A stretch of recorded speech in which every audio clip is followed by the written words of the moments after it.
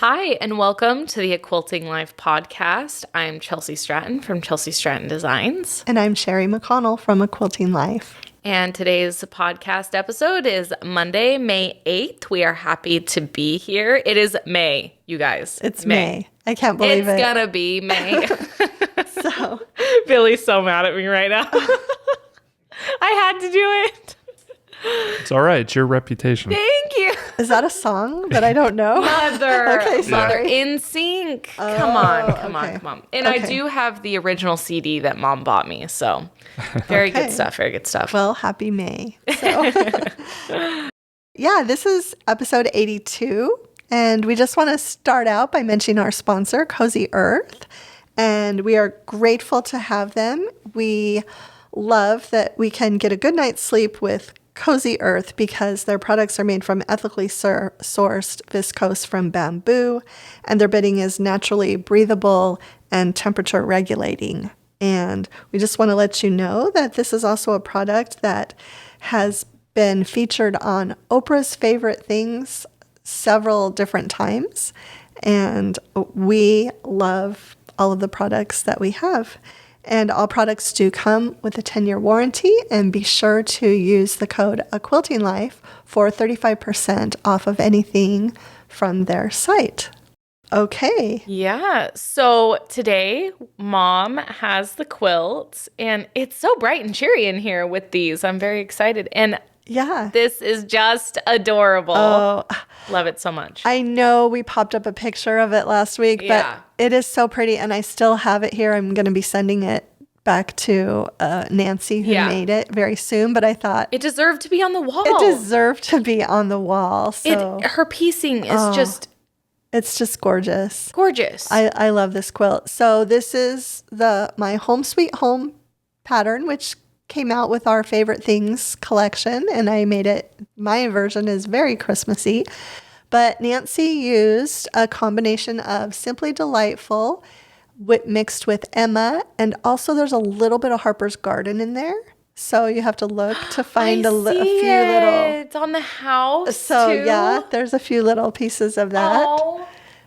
Anyway, Nancy was a student in my class when I taught this quilt at the Beach Cities Quilt Guild. So she just started this in March at the class. And anyway. Shocking to me that it's like done. Oh, it's beautiful. And so anyway, she happened to be coming to Las Vegas, so she brought it. And anyway, I will be sending it back soon, but had to put it on the wall. And then on the table is Country Home. And this actually happens to be my $5 pattern of the month for May. So Yay! Wanted to put that on the table for you. If you are not able to find panels, although I think they're still available, you do use a panel in half of the blocks, but you don't have to. You can make all of the houses from fat eighths. Yeah. So not dependent on the panel at all, and can be made with any collection. Yeah. So, yeah. I love that. I love that it's not dependent on the panel. Right. Yeah. The panel is super cute in it, but it's great in any. I miss the Be of Good Cheer. I love this so much. Maybe another panel. I know. One of these days. So that's what's so funny is we were talking right before this. We have a fabric line that we're coming up with, and we're just shooting back ideas before we started this podcast about it. So yeah. Maybe more panels, Mom. Yeah. And actually, I love the size of this because it wasn't hard to trim it down. Yeah, it wasn't. So it was good. Really good job on the design portion. Can I make one note about the quilt on the wall that Nancy made, though? Yeah. So Nancy's version of this is the perfect example of mixing multiple fabric lines. Yeah. And how...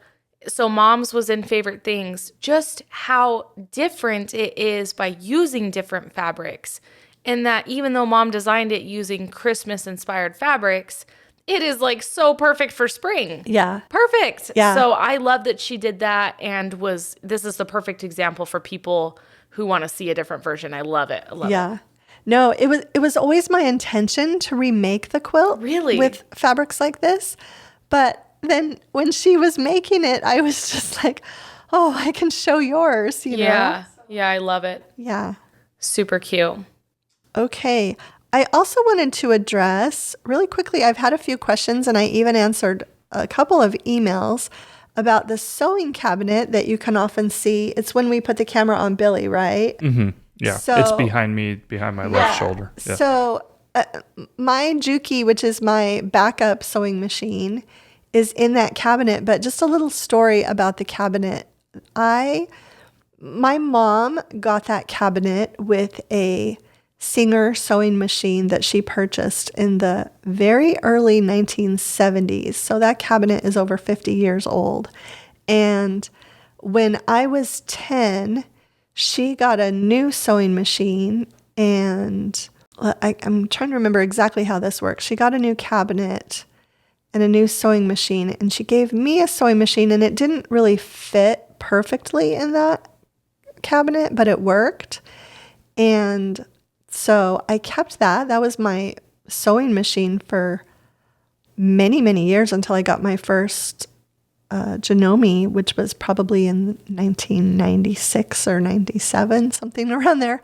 But so I used that cabinet for a lot of different years. And then when I got my Janome, it wouldn't fit in there, but I kept that. I think I had it as a nightstand in your room, right? I think you did. For a while. Yeah. Just a little house. table. Yeah. Yeah. And because it closes. Because it closes all the way. It just looks like a little cabinet. So, yeah. So we've just carted that around with us to all our moves. It was in California with us, and it's been here.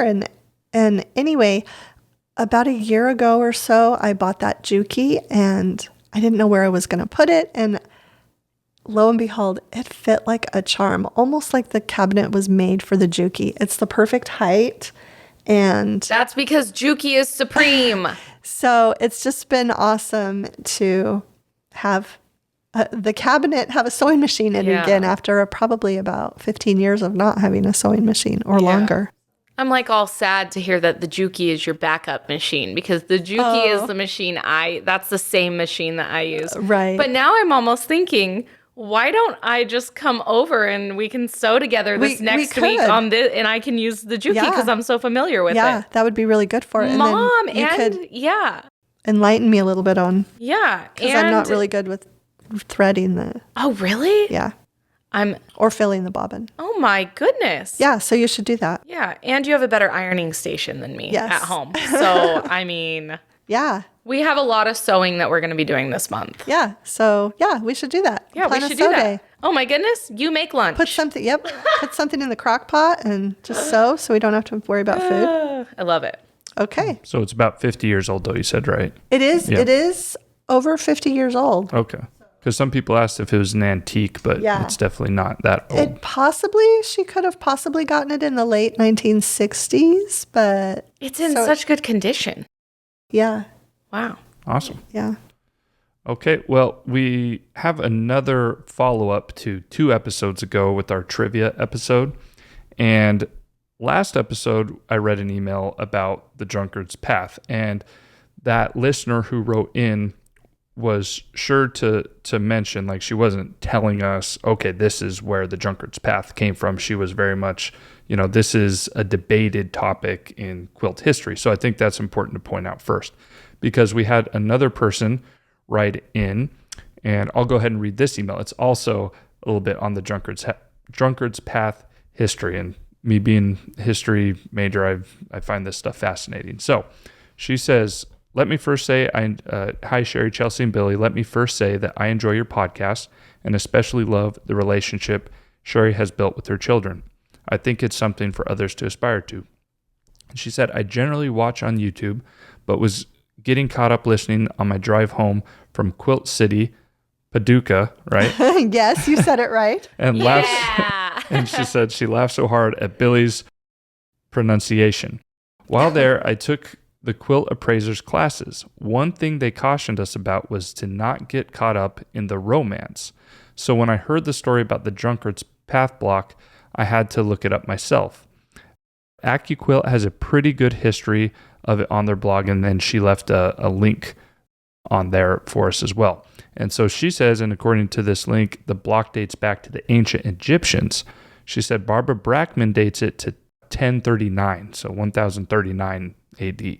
It was certainly not created for the, well, see, but that I wonder if maybe it's BC, because she said ancient Egyptians. So I have to double check we'd that. have to look that up. But anyway, it is much older than the temperance movement, and that's what she says next. It was certainly not created for the temperance movement. The history I found shows that the connection to the temperance movement was only oral history, which is subject to the romantic history. So without the history of a particular quilt that has been passed down through the years, we really have no way of knowing. These stories often change as they are passed from generation to generation, largely because we are humans and we forget. That makes sense to me. One person might say, I think, and the next person changes it to a fact. Absence of written documentation, with absence of written documentation, we have no way of knowing. And she finishes by saying it could have been used during the temperance movement to make a statement, possibly, but created for the movement, no. And that is from Tina. So thank you, Tina. I enjoyed reading that email, and thank you for sending us the link of it. And, that's a lot of good things that she points out. We've all played the game telephone in first grade or kindergarten, right? When Right. you start one thing, and then when it gets back at the end, it's much different. And that's essentially history for many different things. But yeah, it's good to have another perspective on it and to see that. So I found that very interesting. Yeah, love that. I love that.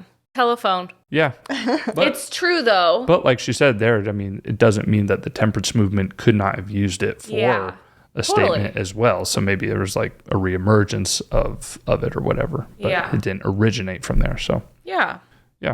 so thank you for that. Okay, now I think is a good time. You guys agreed to announce the winners of our giveaway from last time. It's our Bliss Quilt Kit giveaway.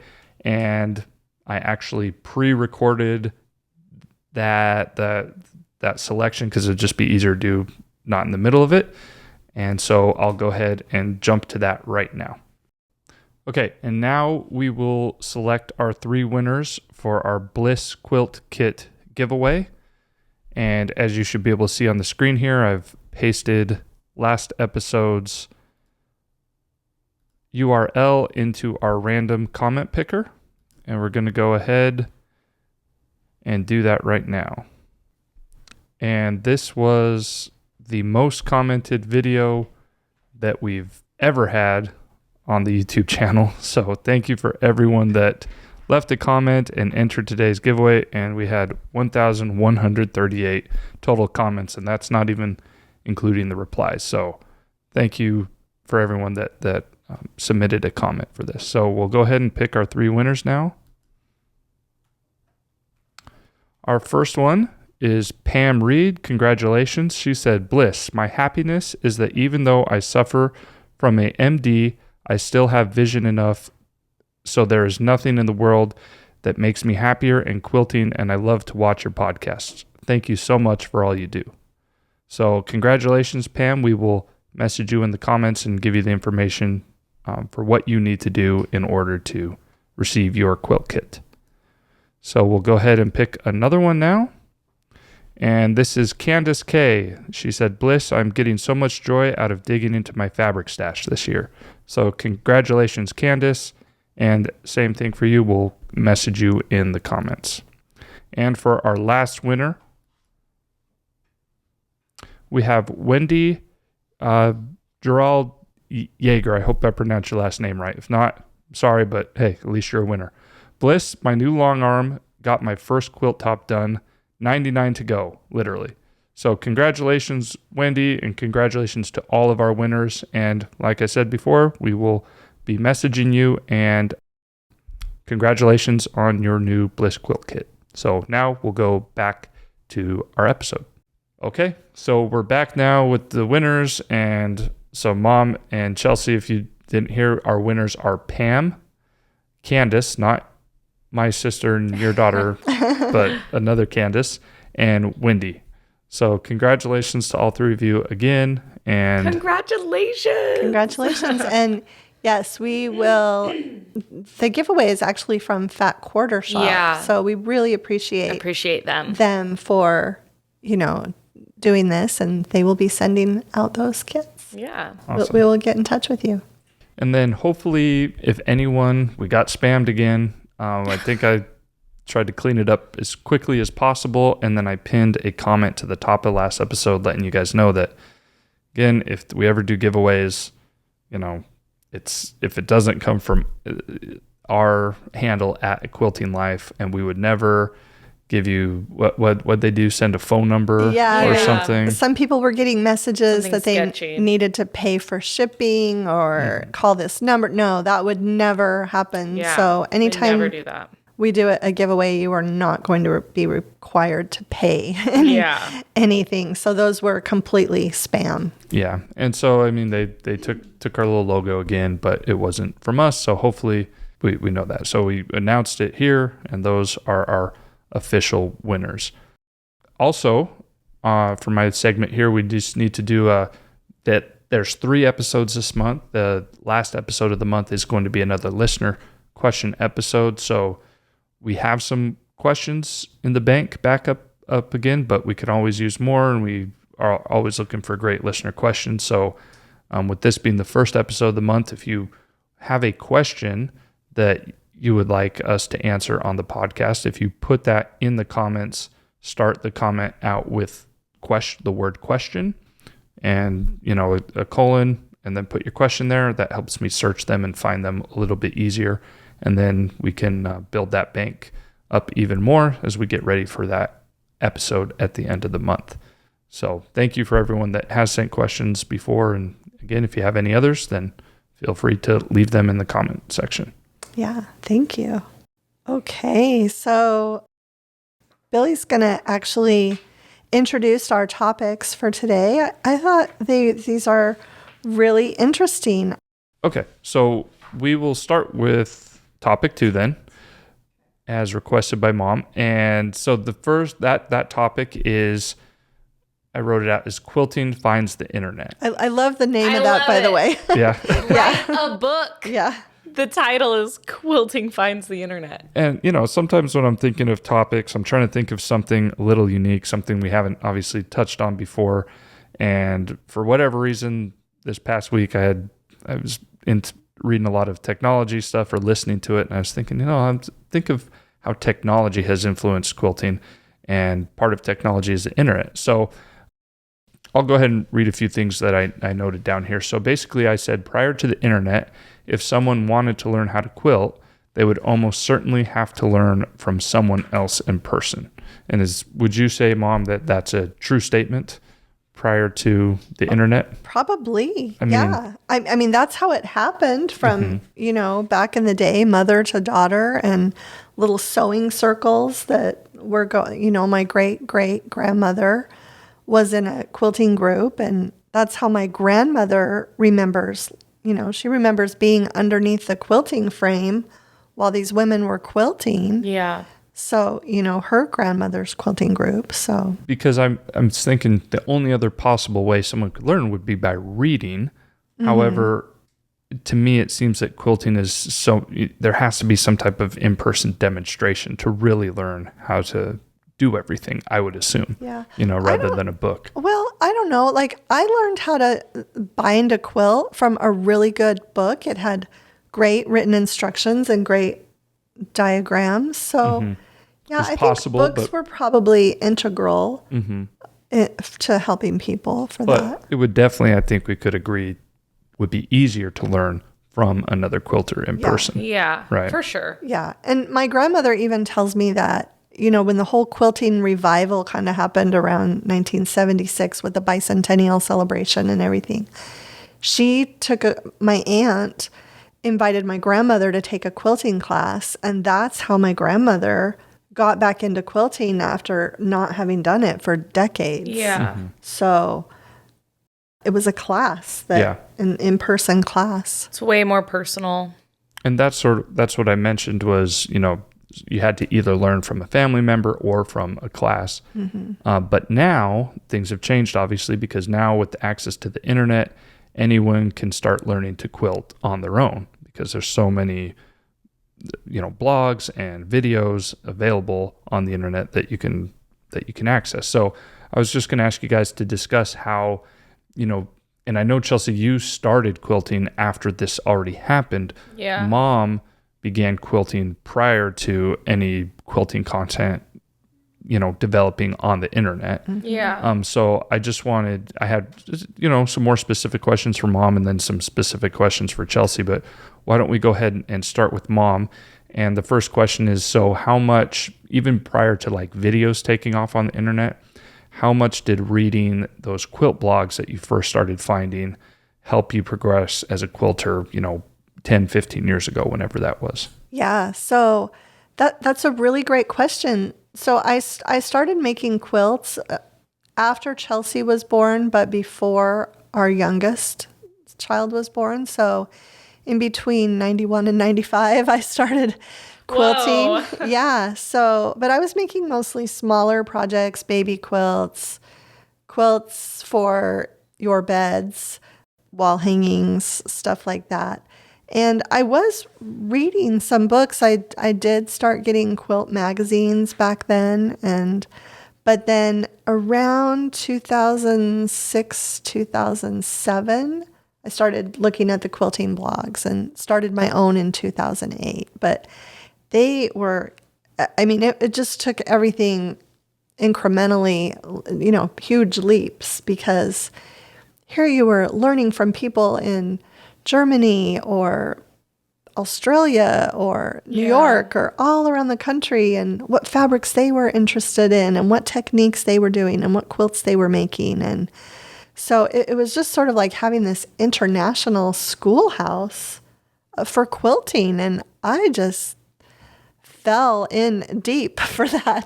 I just loved quilting blogs and just started, and after a year to 2 years, I just thought, I got to do my own quilting blog. So did it help you like develop new ideas for your own quilts? Were there things new things that you learned that you hadn't previously ever tried from those? Yeah, definitely. I feel like I was inspired by so many different fabrics that I had never, I had really kind of only looked at my grandmother's stash, which was very traditional and which I loved, but I started seeing brighter fabrics and brighter colors. And yeah, so I was inspired by the fabrics and also by the designs. And it also gave me a little bit of confidence to try some new techniques if somebody did a tutorial for something on their blog. And also with blogs, you have access to the author, Right. through comment Yeah. sections Right. of blogs. And that's something that prior to that with magazines or books that you couldn't do. You'd pick them up, you'd read them, but if you had like a follow-up question or something, there was no way to, you could write a letter, but Right. you never know if that's going to get through. Whereas a blog, it was instantaneously, like someone could respond to you within the hour. Right. Yeah. And even if they didn't respond, at least they probably read their comments and saw that you loved their post or their fabric, or, that's how I got to know Camille and Joanna, was by leaving comments on their blogs, so. Oh, yeah. Okay, so then a question for you, Chelsi. So you started, what year did you start quilting? It wasn't until what?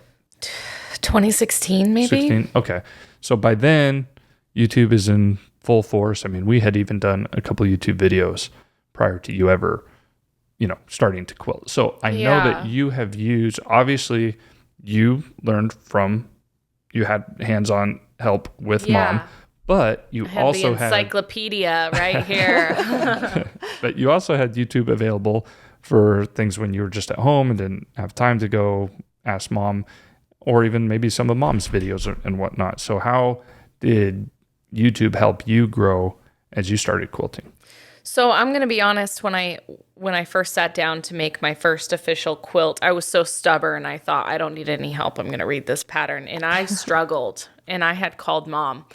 And I did. I repeatedly went back to your original binding video. Do you remember that? It was at the old house with the aqua walls. Yes, we still have that on the channel. Yeah. And I would watch that like religiously, and I would pause and I'd be like, what am I missing? I'd go back. So to me, I really was like, I'm a visual person, I needed to see that and just have someone talking me through it. And that was a really long time ago, and I still thought you did a really, really great job. But I read something the other day. This extends even far beyond quilting. There are so many skills and things you can learn because of YouTube, because we have access to this. But I would say YouTube, and I did actually read quilt blogs. I would read Mom's. I have a quilt pattern I made full of log cabin blocks, and Right. and that is Mom's blog post. And Amy Smart, I did her tree quilt, and I just Yeah. went, and I loved her visuals. She shared pictures of her progress, and I felt that the quilt blogs were very personal, like the YouTube videos are. And it kind of felt like somebody's there with you, Right. helping you. And I Right. think that I needed that. But I think it's been super impactful. And I've heard other quilters on social media say, I learned on YouTube, that it's all there. Every Yeah. single thing you need, half square triangle, flying geese, it's there. And you look at the impact of, Jenny Doan and Missouri Star. They were able to connect to so many people instantly Yeah. because of YouTube. Yeah. I have one friend who I never thought would quilt. And, I guess, if you think of her, she always worked. She was always busy. She never seemed like she would be the person that would have time to sew or quilt. But she connected with Jenny Doan on those YouTubes, and she taught herself to quilt by watching Jenny Doan videos. And, she made that connection, and just someone who, you can think of a stereotype, but this is a stereotypical person that you wouldn't consider quilting that started quilting because of YouTube. Yeah. Yeah, for sure. And then also with that, prior to internet and online shopping, obviously Mom, you worked at a fabric store at one point in your life, and that's prior to this, that's how you had to go get your fabric and purchase the patterns, correct? You had to go to a fabric store or go to a quilt shop and actually go through and purchase. But now, obviously, we know the world's much different. We have online shopping, and we have some major online shops such as Missouri Star, Fat Quarter Shop, Primitive Gatherings, those types of online shops now. How much do you think those have helped the growth of quilting? Do you think it's like quilting has grown in numbers because of these online shops, or do you think it still stays pretty consistent?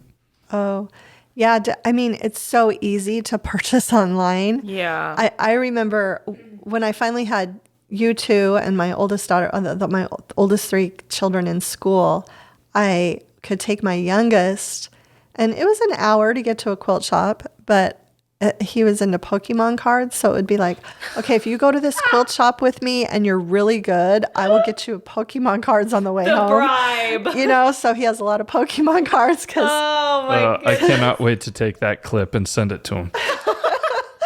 so Billy's like, yeah. he would consent to, getting in the car seat for the hour long each way. But then when I started discovering, I can just buy all of these things online. I don't have to go anywhere. Yeah. Then I didn't have to buy the Pokemon cards anymore, right? I could suspend the full amount on fabric. So This is hilarious. That's funny. I do have to say, though, the experience of going into a quilt shop is something I remember. Yeah. Even as a young child. And so I do remember and have memories of going to the quilt store. And I think because I felt like such a creative child, it was like my dream. I wasn't even interested in quilting, but the fact that Mom was there to look at specific things and she would let me go look around. And I just remember being so excited about it. And then you took me to a quilt store to pick out quilt fabrics for a new quilt for my bed when we moved into the new house. That's right. And I feel terrible because I put up 7 to 10 of the brightest, boldest purples you could ever find. And Mom didn't even, what I appreciate is she did not say, ooh, put that one back, or ooh, choose something else. She just said, okay. And I still have that quilt and I love it. Yeah. And actually on my husband's side of the family, we had a bunch of people over for Easter, and the kids all used that quilt. They all like sat on it on the grass and good. ate their Easter candy, and they loved it. Yeah. Yeah, I didn't sew with purple for a long time after that quilt. I was purpled out. She painted my room purple. It was crazy. Yeah. So then the last question, and we've sort of already answered it, but I'll maybe can expand on it a little bit. But do you believe it would be possible for someone now in the year 2023 to have no quilting background, no quilting skills at all, but for some reason, find an interest in it, access tutorials, videos on the internet, blogs, purchase everything that they need online, and essentially become a proficient quilter on their own, all alone at home? 100%. 100%. Definitely. 1,000%. Yeah. You want to start now and you want to get on YouTube and start absolutely. Yeah. There's so much help out there from all of the. In fact, I'm actually outlining a course right now that I'm going to do, a quilting course, because that way you can not only access the tutorials and the videos, but get, individualized help. Yes. From the instructor. I am so excited about this for you. I have been saying, Mom, you got to do something like this. Yeah. Mom, you're out here. I'm outlining it as we speak. So my daughter can take it. Definitely. I mean, and I know though in the past you've also mentioned that there is definitely benefit still to do retreats or in-person classes. And we all, we know that after the country and world was shut down for a few years, there is benefit to being, we saw that like, okay, we actually miss social interactions with people. We need each other. Yeah, we do need that. But at the same time, it is possible, if you're not in a place where anything's close or there's not other quilters around you, it is possible to make a connection with other people online and learn. Yeah, definitely. Yeah, I mean, we just saw recently Marion and Val, who do a majority of our quilting. Oh, my goodness. Just got to go back to primitive gatherings, the gathering. Yeah. And they're out there enjoying the gathering. Yes. And I'm so happy for them. So we were happy. It was fun to see their pictures on social Marion media. had the best pictures. They're so cute. I'm so glad that you guys got to go, if you're watching, Marion and Val. But yeah, so much online, so much available. Awesome. Okay, well, now we'll do the next topic that I had originally put as first, but that was good. So, like I mentioned earlier, I was thinking about technology. I was thinking about different ways technology has helped improve a lot of different things that happen, now in the world. But so I was curious about quilting, and I don't know anything about sewing machines and that. And you had mentioned it earlier, Mom, about your first sewing machine. So, has there been a big boost in technology in quilting, maybe specifically in sewing machines, long arm quilting machines, anything else? Maybe even you guys could talk about the software that you guys use to design your patterns. I'm just sort of curious, have there been big technological advancements? Because quilting is very hands-on. I mean, it was something that was done hundreds of years ago. It was done in ancient times, like we learned about earlier. Technology is advanced. Is it still not as dependent on technology, or has technology made an influence on quilting? Yeah, so I guess there's a lot of aspects to this. Yeah, it was a pretty loaded question. Yeah, I want to talk about the design portion of it. Okay, yeah. First, just on sewing machines, honestly, when I teach classes, generally, at least 25% of the women will be sewing on Singer featherweights, because those older machines are so good. Yeah. They have a beautiful stitch, and for quilting, you just need a good straight stitch and an accurate 1/4 inch seam allowance. So, anywhere from 25%, sometimes more, are using those older machines. You really don't need fancy stitches or technology as far as piecing the quilt, putting it together. But for long armors, it's a whole new ballgame, because, they have digitized patterns. They have the ability to, Marion can go in there. Size it down, size it up, nest the pieces, the quilting design a different way. So I would say for long arm quilters, just absolutely huge. What I think has really upped the quilting game, and it's not really technology, but it's just all the new notions. The specialty rulers and tools that maybe technology allowed us to develop that, my grandmother never had. So I have notes from my grandmother, and she had little, graph paper drawings, to show me a block or a placemat that she had done. And now we have all of these rulers that can just help us make those blocks accurately. And we have computer programs that Grandma would be stunned right now if she were here. I can't even imagine if my grandmother or her sisters had been able to use EQ. Yeah. Oh, yeah. How amazing would that have been for them? Super cool. Because the ideas were there, and they often designed their own things. My great aunt Joanne and I made a quilt for my grandmother, and my great aunt just designed it on graph paper, and she was very creative. Like, it would have been incredible for her to have EQ. Yeah. Well, and that, you pop into EQ and it's all so fast. It's like, well, I want to do this block. I want to see what it looks like this size. I want to see what the layout's going to look like. Right. It's all instant. It's still a lot of work. Right. It's a lot of work. But it's much easier to go edit, undo, yes, and redo something thank you. than draw it on graph paper and then have to restart from scratch. Yeah, and have to get multiple pieces of graph paper and be like, oh, okay, well, I guess we're starting back at the top. And have the math done for you. One of my new quilts that I'm going to be releasing this July, I had it all done, and I thought, oh, this is going to be a fat eighth bundle quilt. But then, I checked it in EQ, and oh no, this is fat quarter quilt. It's not. And I didn't even know that feature. Mom's like, well, have you checked your yardages on EQ? And I'm like, what are you talking about? I'm out here writing the math out and perfectly calculating how much I'll need. I will draw a fat quarter and just draw it in. And Mom's like, it'll tell you.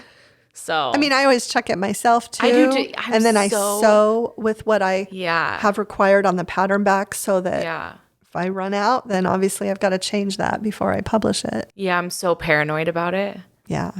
And so I kind of want to go into the design aspect real quick though, because so after we started designing for Moda, I just researched different design programs, and I felt like Illustrator was something I could really get on board with, because I like to hand draw on my tablet. I can hand draw on, And I remember having a conversation with Joanna Figueroa, because when I had first learned how to design a repeat, I looked at all these different ways to do it, but Illustrator has this feature that it'll just create the repeat for me. I do all the drawings, and then I have to move all the artwork around and make the repeat how I want it to look. And a repeat meaning like a seamless pattern. And I had a conversation with Joanna, and we were talking about these programs, because other newer designers, we were like, well, do you like this program? And do you like this program? And Joanna said, guys, back in the day, you would draw a perfect square, and you would draw your flower, and then you would have to trace that and put it exactly over where the repeat would meet on the opposite side. Wow. And you had to have it all mapped out and stuff to make it a perfect by hand. Wow. You had to make it like this perfect repeat. And Joanna's like, I did the drawing part of it as a repeat. And I thought, wow. Oh, wow. So much work. The computer, I can come up with repeats like this. And so I'm like, wow, that's crazy, and not that I would be opposed to doing that, but, it was an interesting experience. Or having Kate Spain tell me, well, I do artwork and with painting, and Deb Strain say, oh, I painted that, I did that with ink, and really incredible stuff, how much everything has changed. So, yeah. So I have a couple follow-up questions from everything you guys talked about. Cool. The first thing, going back to long arm quilting. So obviously, I know that the computers play a big role in that, but so let's just say before that was involved in it, before there was computers, was it just free motion, like the machine still existed, but but you had to, what do you call it about custom quilting? Like, Yeah. Well, there is kind of an intermediary, and actually Yeah. Vicky and Gail, who also have quilted and do quilt for us, Mm-hmm. they use pantographs. Yes. And what it is, it's a quilting design drawn out on a piece of paper, and you have a laser that you can guide and follow. You follow the laser on the paper, and it makes the machine quilt that on the fabric. Okay. So this is kind of, it's not computerized because you purchase Yeah. these rolls with the pattern already drawn out, and then you're just tracing it with a laser. So I see. it's kind of in between custom and Yeah, it's right in the computerized. middle. Okay. Yeah. So then let me ask you this. What then happened before, let's say back in the 60s or something? If someone pieced a quilt together, how did you quilt that quilt? Well, or even earlier, like in some of those 1930s quilts So you Hand have. quilted. women, I mean, hand quilting, but women have often used their home machines to Yeah. do quilting To do as well. quilting. And Okay. that would be a history that you'd have to look into. Camille did that. Camille used to quilt All of her own s- quilts. Yeah. Yeah. And I was there one day and she showed me how she Yeah. did it. And, It's really cool. back in the day, I would use my regular machine to do mostly either straight line or wavy or what they call stitch in the ditch. Okay. Yeah. Those type of techniques are easy enough to do on your home machine. So even those older sewing machines because you wouldn't plug them in, you'd have to step on it with your foot, right? Like pedal it. Oh, like that. But that was a long time. That was a very Okay. long the, time ago. The singers that had cords, those have been with us for. So before that, then it had to be completely hand stitched or hand. I mean, yeah. treadle machines were back in the 1800s. 1800s. Okay. But I mean, there were still But, I mean, there were we- still quilts Billy's back like, then. you gotta pump it. Yeah, I mean, How did they make those quilts in the 1800s? I would not be quilting right now. If I had to Yeah. do- No, I have my great grandmother's treadle machine, and she was born in 1899. Yeah, and So I've seen it out she- there, so that's why I Yes, figured so that she was was using that in the 1900s. Yeah. So how'd she quilt the quilts? But she wasn't really a quilter. Okay. It was for okay. So Yeah. so confused right now. I'm gonna keep digging. I want to know how a quilt was quilted Billy the Before- historian. Before electricity. Primarily by hand. by hand. Okay. By hand. Okay. Yes. There was no type of machinery Primarily that helped by with that. hand. Okay. Not that I know of. I mean, I'm sure in the factories there were Yeah. probably products being sold. Like a and- big industrial level. I feel like I would need a degree in textiles to Mm-hmm. really dig deep into this. Yeah. Okay. Yeah, it was just Primarily just by curious. hand. Okay, Yeah. and that makes sense. I was wondering if there was any type of machinery Yeah. that people used at home, but without electricity, it wouldn't Yeah. make sense how Man. you could. No, even my grandmother quilted all of her quilts by hand. She never sent a quilt out to be machine Mm-hmm. Oh, quilted okay. ever.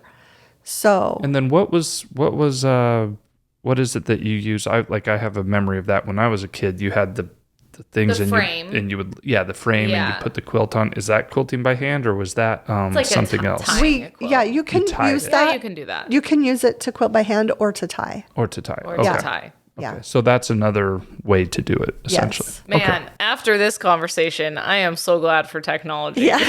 Well, and see that's what I am grateful because that's crazy. that's sort of what I'm getting at is that you can now just drop it off to a long arm quilter. Yeah. They Yeah. put it on, they put the so computer on, convenient. Yeah. and boom, you have a finished quilt within the day. Whereas Yeah. before it might take you several days to tie Yeah. a quilt, correct? Yeah. I mean, yesterday I dropped a wall hanging off to Vicky at, I don't know, noon. And it's done. by 5 o'clock, she was like, hey, you can come pick this up Yeah. if you want, It's awesome. Yeah. And that leads to the last question is, do you feel like there's a connection that might be lost a little bit by outsourcing some of those parts of the quilt? I'm going to be honest. I don't feel that way. Mm-hmm. I am so grateful that I have amazing quilters that I can go drop it off to, and that's their business and it's like a separate thing. And And I still get to talk to them about it, and I still feel it's personal. Yeah. I have to say, I love when I'm hand binding, looking, especially if I've had custom quilting, looking at all the blocks as I go around the quilt and seeing what has been done.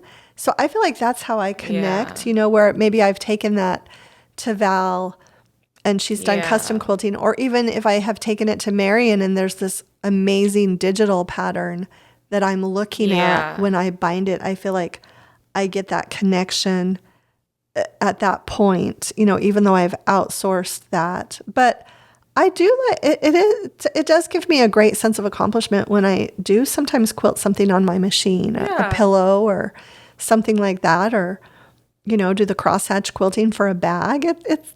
It really is a fun thing. The one thing on this, I just feel like Instagram is probably, we did that survey, and what did it come out? Facebook was number 1. Yeah. YouTube was number 2. Instagram was number 3. Blogs were like 4th, right? Yeah. But Facebook was overwhelmingly number 1. Overwhelmingly. Yeah. But I just feel like, there's a lot that's lost on Instagram because it's a post. And even though there are comments, I just feel like you can show so much more on a blog than you can see on your phone screen. You can explain so much more on a blog. Yeah. So I'm really grateful that there are a lot of quilting bloggers that never stopped. Even though they're still on Instagram, they still keep that conversation alive on their blogs, So, and, Joanna blogs regularly. Lisa Bonjean blogs almost daily. Amy Smart continues to blog. And there are many, many, many others. But those are just 3 people that I know personally that have kept that alive. Yeah. And also maintain their Instagrams. Do you know who has the cutest blog? And I just love her, is Brenda Riddle. Oh, yeah. I love Brenda. Yeah. I think she's so sweet. Yeah. And I've followed hers for a long time. Yeah. Yeah. That was interesting. Yeah. That's like super interesting. Because when Billy brought up technology, I'm like, technology? Yeah. He called me yesterday, so. Yeah.